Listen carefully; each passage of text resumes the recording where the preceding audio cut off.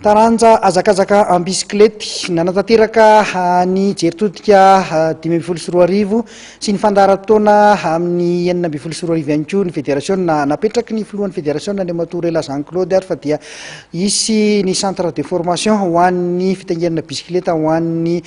politika ny taniketsa eto amintsika amin'ny taona 2024 ity. Voalohany aloha marahaba ny mpankafy bisikileta eto Madagasikara ny tenako amin'izao taona vaovao zao, indrindrandrindra moa ireo mpankatỳ zany fa raha ny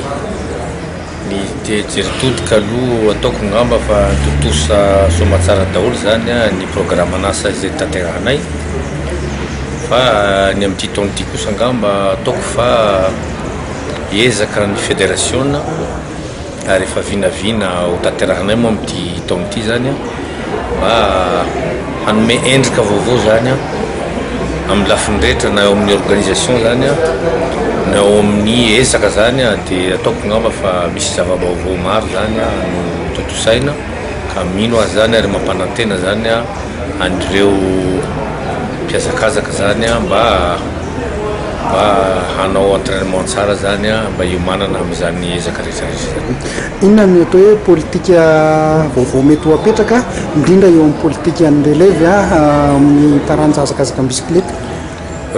Politique de relève moa zany efa napetraka anay foana izy io zany fa mbola somary osaosa kely satria vitsy de vitsy moa zany no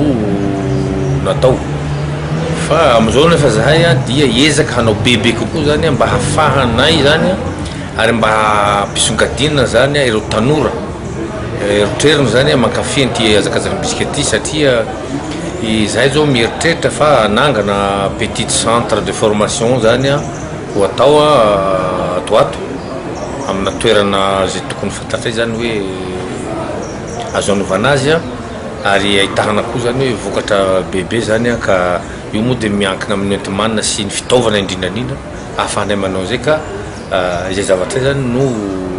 anisany zany zava-baovao zany araka teny teo.